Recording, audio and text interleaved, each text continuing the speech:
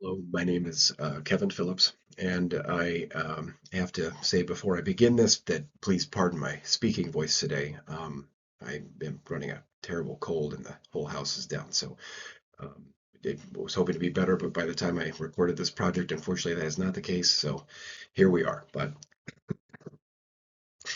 this project will focus on a composer by the name of Elisabeth Lutyens, and she's one of Britain's earliest and most profound serialistic composers, and also one of the least well-known.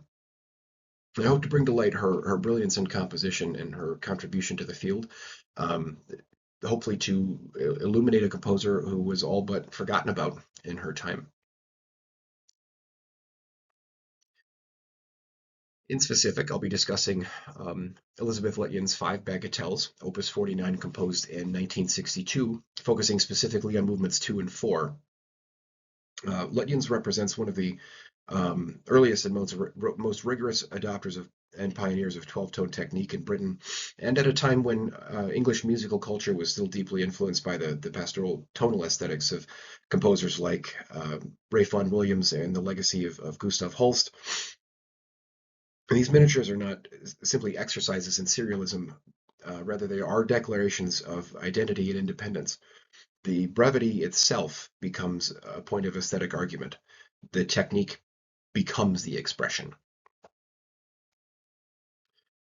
Lutyens studied with Marcel de Menciarli, John Folds, Harold Dark early in her life, later becoming associated with post Schoenbergian serialism long before it gained British acceptance.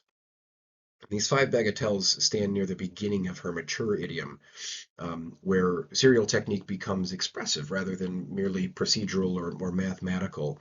And as you'll see in here, there will be moments of true serialist pointillism, but also moments of deeply romantic melodic expression and phrase arc. Webern and Schoenberg's influence on Lutyens is unmistakable, but Lutyens transforms this model rather than merely imitating it. So we're going to take a listen to the second bagatelle of these five. Again, I'll be focusing on 2 and 4. This is the second.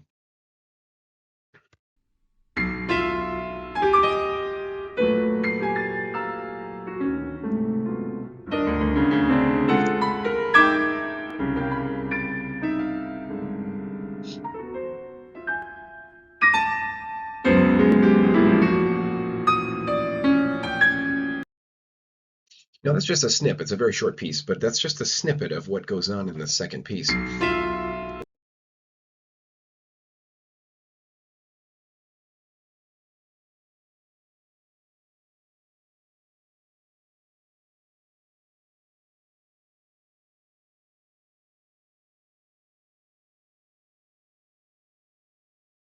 Pardon me.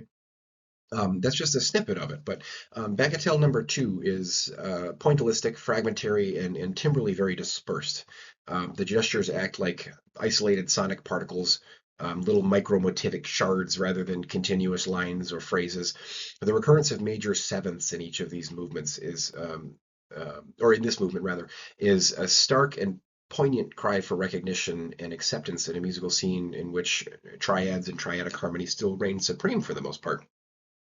The basic row I've added here in this slide that's used in number 2, and notice how it privileges major sevenths and minor seconds, producing a very saturated dissonant landscape of hard serialism.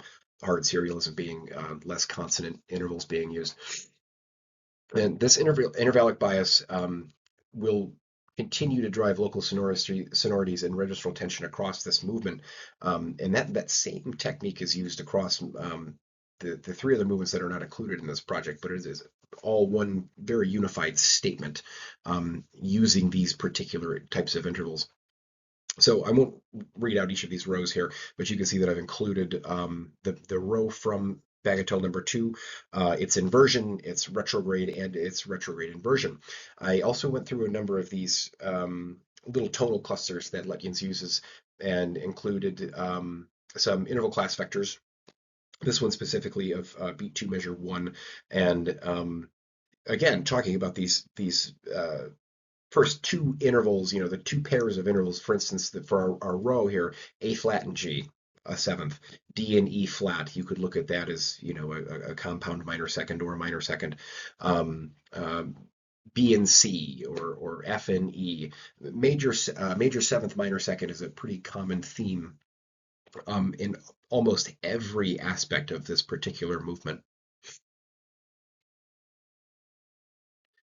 With regard to the dynamic texture, rest isn't just absence in this, it's pressurization. And Lutyens uses registral gaps and rests as structural events, aligning these attacks across the keyboard to create momentary constellations that dissipate almost immediately, but are still tremendously effective.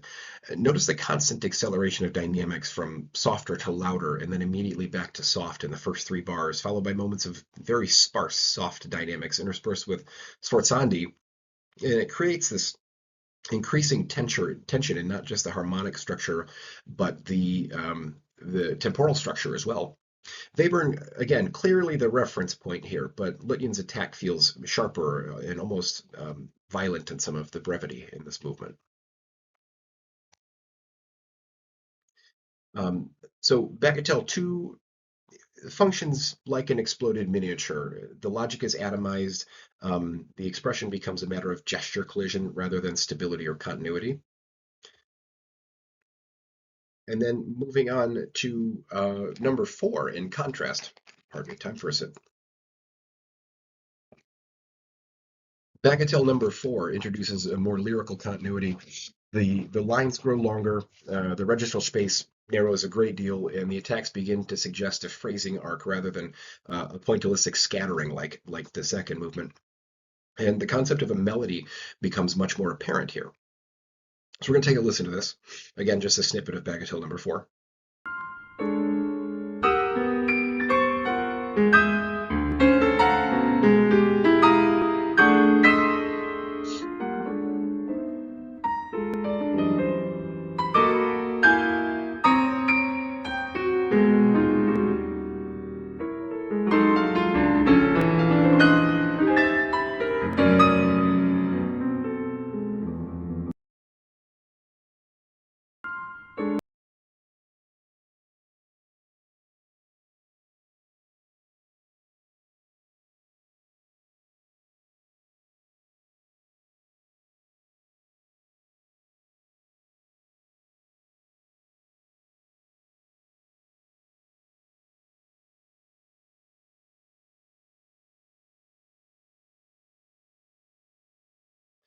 So, despite the use of serialism in this, in what would most would consider unmusical, there's a clear and deliberate use of melody and phrase.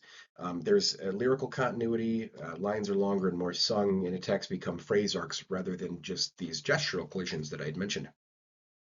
Note this, the groups of fourths, fifths, and sixths, specifically in this row, C, F, C sharp to G sharp, D to A, F sharp, D sharp.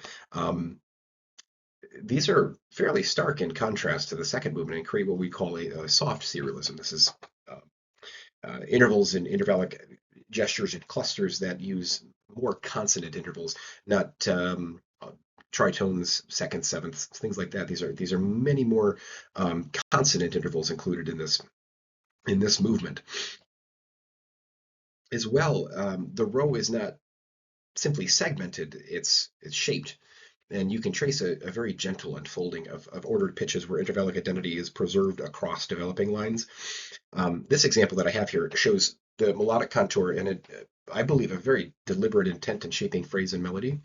The first measure of highlighted music here at the 916 bar shows this very interesting to me contrary motion that ascends. And there's some oblique motion as well, but contrary motion that ascends to a dynamic climax, say that fortissimo to fortissimo, and then suddenly to fortissimo again. That's followed by descending, excuse me, oblique and contrary motion. It's a very romantic gesture. In fact, if you listen, I guess, carefully or uncarefully, depending on how you interpret that, you can almost hear uh, Schumann or something in the way this is written, and I really enjoyed that. So although this movement remains serial, technically, it does create brief illusions of pitch gravity, and this is not tonal, but it does imitate the effect of tonal anchoring through registral return and contour repetition, like those very clear use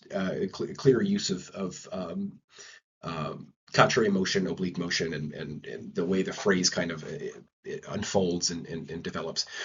Now, this suggests an emerging personal voice, serial but expressive. Um, Note the frequent use of the pedal B flat in the lowest voice that I highlighted in here. It recurs a few times in a 3/8 measure, at the end of a 5/8 measure, and again the following measure. There are other instances of perfect intervals, fifths in these cases, between B and E as pedals, but the pitches are sustained, as if Lutyens is kind of toggling a gravity on and off to create these moments of narrativized stability and instability, and creating a sense of tonality at will, and then backing away from it. So again, a brilliant use of pitch centricity there. Comparisons with movement two, briefly, where two fractures four coalesces, kind of like a yin and yang balance between the two. These five, I wish I could have done all five of these, but the project would have been far too long. Um, the five of these kind of have a crescendo effect through, in almost in a way highlight our rule of thirds from our very first few weeks of class, but they have a very seamless continuity amount through all five of these movements. Two is very pointillistic, four is lyrical. There's this space and silence versus the line and phrase and arc and all that, collision versus fluidity, and more importantly, this dialectic here becomes central to Lutyens' mature identity as a composer. Now, a larger aesthetic point here is that Lutyens isn't merely adopting a serial technique, she's reclaiming authority over a musical language. In a British landscape that resisted modernism, these bagatelle movements read like miniature manifestos. Miniature, yes, but conceptually expansive and infinitely dense. Another contextual issue is that affects how we read these bagatelles and how we receive them is that Lutyens' position is a woman working inside a British musical establishment that overwhelmingly privileged male voices. Mid-century modernism in the UK was essentially gatekept by male networks, and Lutyens repeatedly found herself treated as an outsider, not because of her technique or her ability, but because of her identity.